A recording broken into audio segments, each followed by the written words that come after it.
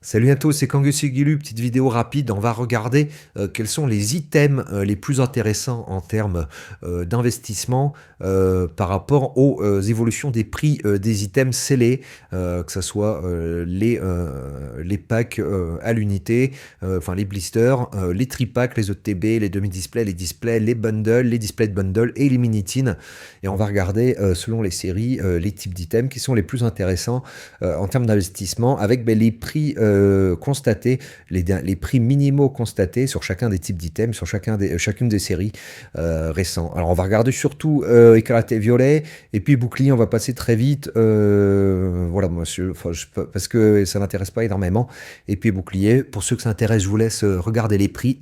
Voilà, ils sont ici. Donc là, ce que vous voyez ici, c'est un rendement analysé, c'est-à-dire en gros combien vous avez gagné par an, un pourcentage par rapport au prix retail. Donc à chaque fois, j'ai considéré un prix retail à 6 euros. Et puis à combien vaut le booster aujourd'hui à l'unité par rapport à l'item. Et donc du coup, ça vous fait un rendement de combien par an par rapport au prix que ça vaut aujourd'hui. Et moi, je pense d'ailleurs que justement, il y a des prix qui sont aberrants, hein, 116% par an depuis 2020 sur le TB Clash des Rebelles, avec un booster à l'unité à 330 euros. Ça, à mon avis, ça va pas tenir. Ça, c'est des choses qui deviennent beaucoup trop chères, surtout quand le tripack il a pris que 10%. Le booster, l'équivalent du booster dans le tripack. Voilà, bon, enfin ça c'est les vieilles ETB pays boucliers qui à mon avis vont corriger. On va regarder plutôt du côté d'écarlate et violet. On va commencer ici, où là en plus j'ai mis des belles couleurs et tout, vous allez pouvoir voir un peu tout ça. Alors clairement l'item qui écrase tous les autres TP, c'est le TB, toujours avec ici vous voyez un rendement moyen annuel de l'ETB à 67%. Pareil, hein, pour moi c'est des rendements qui sont beaucoup trop élevés, c'est pas tenable dans le temps. Donc il y a un moment, il va falloir qu'il y ait une correction là-dessus. On voit que ce soit une série normale ou une 0.5, le résultat est le même. On est globalement sur la même chose.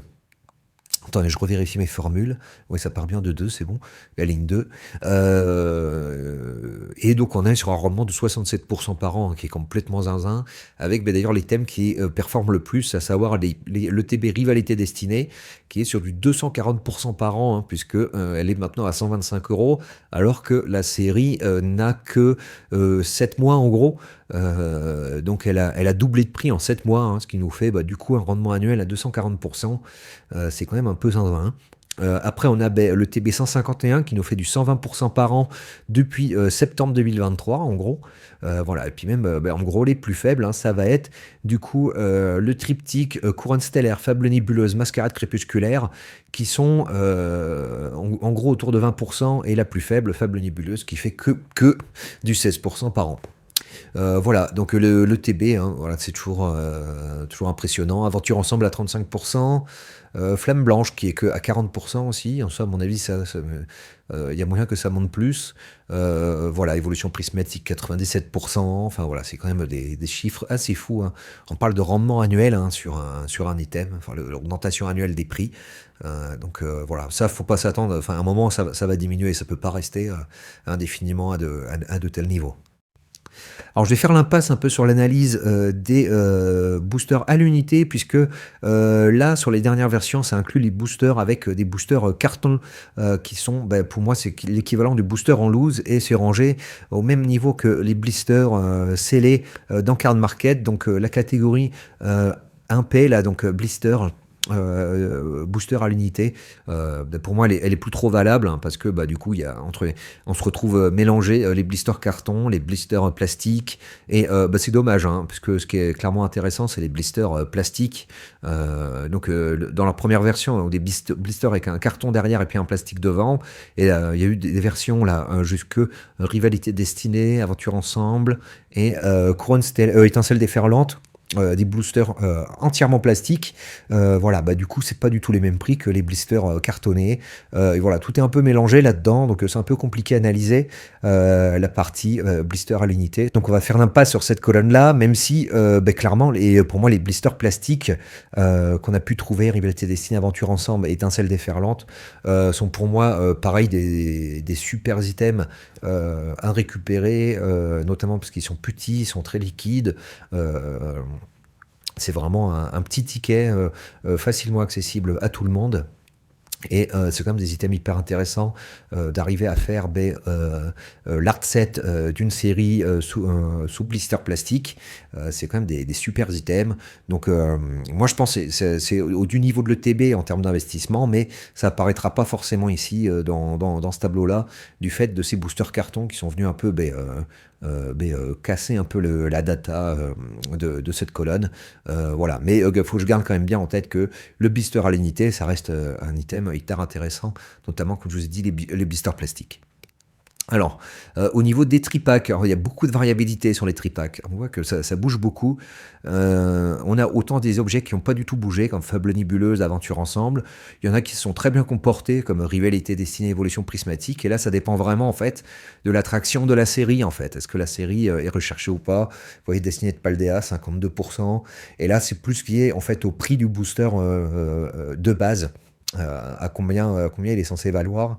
Et on voit que là, pour le coup, on n'a pas du tout la même efficacité que le placement sur l'ETB, d'où le fait que les gens ils veuillent les ETB en priorité. Tout le monde a bien identifié que c'était l'item le plus intéressant. Donc voilà, sur les tripacks, celui de Rivalité Destinée était très intéressant, Évolution Prismatique aussi, Destinée de Paldea. Donc voilà, on retrouve en fait toutes les séries ici qui sont avec la valeur moyenne contenu la plus élevée. Hein. C'est dommage, je ne l'ai pas mise dans le tableau ici, la valeur moyenne contenu. Je vais aller chercher du coup. Hop, ça va être tout. C'est pas ici, voilà, c'est VMC. Donc voilà, on va retrouver toutes les séries qui sont en haut du tableau en fait. Hein. Celles-là, toutes celles qui sont dans les prix, les valeurs contenues par booster les plus élevées, normalement on devrait les retrouver à peu près ici. Et donc c'est toujours plus intéressant d'investir dans les séries qui ont le... Attendez, je vais essayer de retrouver.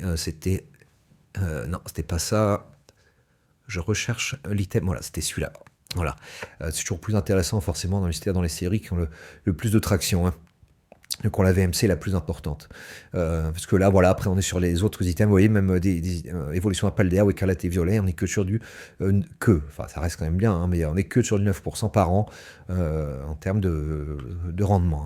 Hein. Alors là où c'est intéressant à voir, c'est qu'en fait, la display, il y a beaucoup de gens qui ne jurent que par la display, mais qu'en fait c'est un des pires items pour investir en termes de rendement. Vous voyez, on a même sur maintenant des items qui commencent à être un peu anciens, hein, sur les premières séries de Écarlate et Violet, Évolution à Paldea, on a des rendements à 1%, puis 2% sur Flamme Obsidienne, même du négatif, c'est sur Mascal Crépusculaire.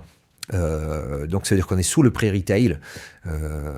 Aventure Ensemble, on est à combien? Aventure Ensemble, on doit pas être bien haut non plus. Si on est quand même à 13% sur Aventure Ensemble. Enfin voilà, globalement, la display, c'est quand même clairement pas un super item pour investir. Items pour la demi-display. Bon, à part le cas Rivalité Destinée qui est quand même à part, globalement, display, demi-display, c'est pas des items super intéressants, enfin, surtout la display. Donc moi, c'est vraiment un item que je suis maintenant. De ce que je vois de ces chiffres-là, vous voyez, il y a quand même beaucoup de rouge et c'est pas super intéressant. On va retrouver un peu le même genre de principe sur les bundles. Alors le bundle, c'est un peu l'équivalent de la display pour les séries .5. Voilà, et si on regarde par exemple au Foudre en Flamme Blanche, là le bundle, il se comporte moins bien. Voilà, pour le coup, il n'y a que le TB sur ce item-là, mais si on prend une autre .5, par exemple, attendez, on va essayer de chercher quoi. Évolution prismatique, voilà, le bundle il est à 32%, quand tous les autres items, vous voyez, sont quand même beaucoup plus élevés.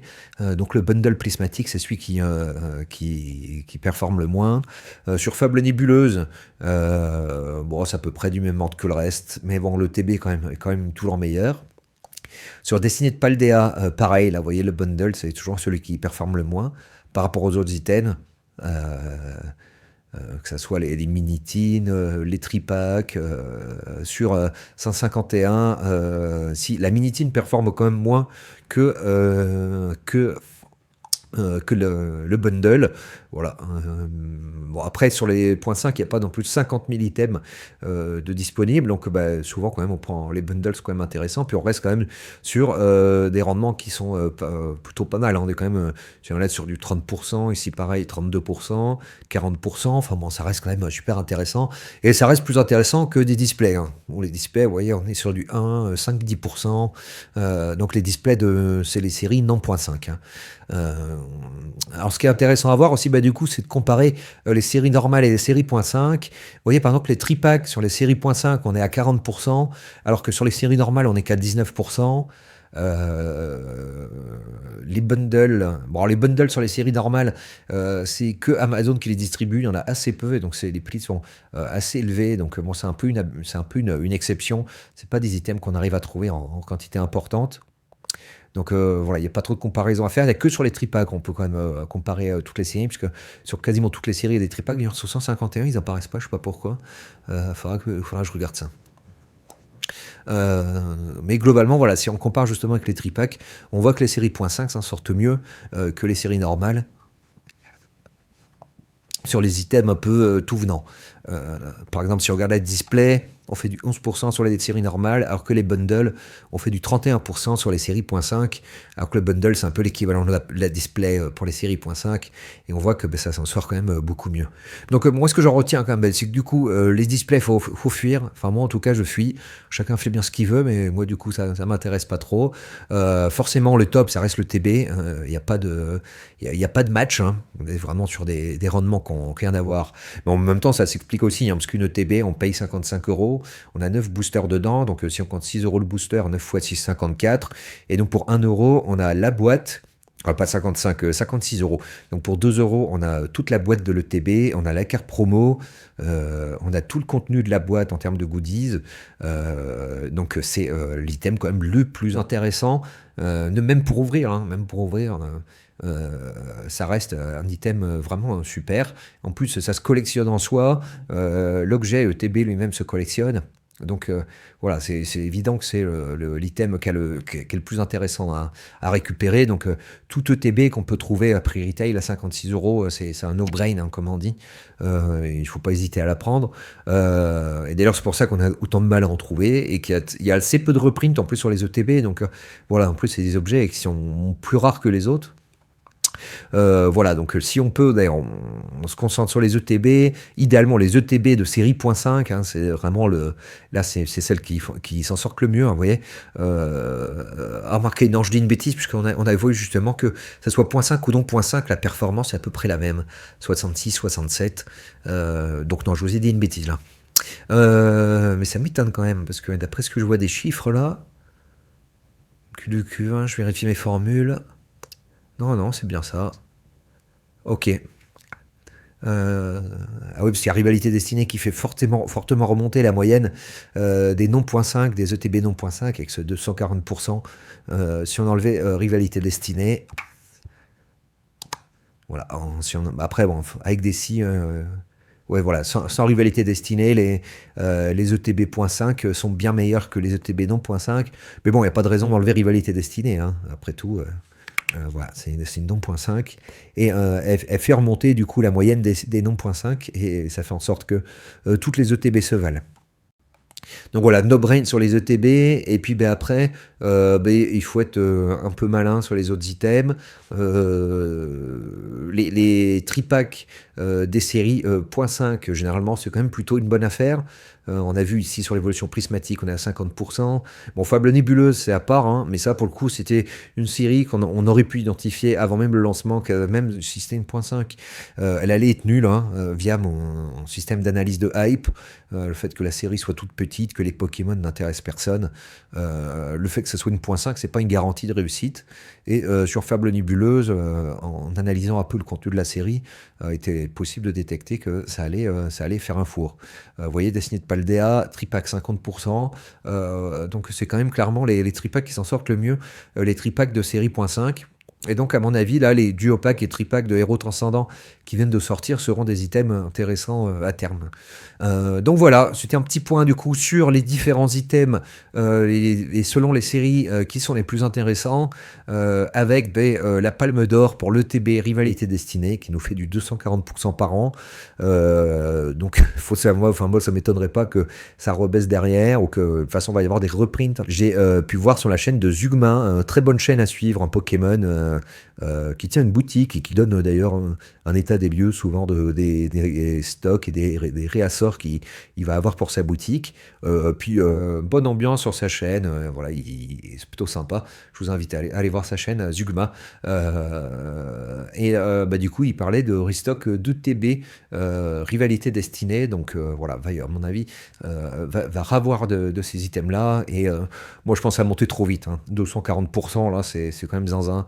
Le TB qui est déjà à 125 euros, voire même 140 des fois. Voilà, donc ce serait pas étonnant que ça rebaisse. Voilà, mais enfin, comment dire, je vous disais quand même, le TB, globalement, c'est quand même un no-brain. Le problème de l'ETB, c'est que ça prend quand même de la place. Pour 9 boosters, pour un item à 55 euros, c'est quand même un gros item. Il faut de l'espace de stockage. Si vous voulez en prendre des quantités importantes, c'est pas forcément évident. Et puis, c'est des objets fragiles, avec notamment le scellage qui est extrêmement fragile. Donc, le problème de l'ETB, c'est l'espace et la fragilité du scellage. Et ça, c'est un peu le souci. Puis, possiblement, les scams aussi. Si vous achetez sur le marché secondaire, il y en a qui s'amusent à receller des ETB. Et c'est pas forcément toujours évident d'arriver à savoir quelles sont les bonnes et les mauvaises ETB. Alors, surtout déjà au niveau du scellage sur les vrais ETB, il faut faire attention. Il y a plein de petits trous de ventilation dessus. Donc, normalement, le plastique, c'est un plastique avec des petits trous. Mais même ça, c'est pas une garantie. Parce que j'ai cru comprendre que maintenant, il y a des ETB recellés avec un plastique vraiment très similaire à celui officiel. Donc voilà, sur le marché secondaire des ETB, c'est un peu compliqué et c'est un peu un problème d'ailleurs qui pourrait rendre le marché secondaire compliqué à terme si il est inondé de faux items.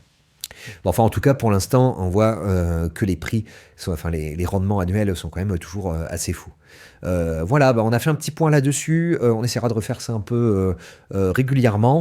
Je pense que c'est intéressant de voir un peu quels sont les items par série qui performent le plus. C'était Kangussi Gilu. N'hésitez pas à mettre un petit pouce, à vous abonner. Et moi, je vous dis à bientôt.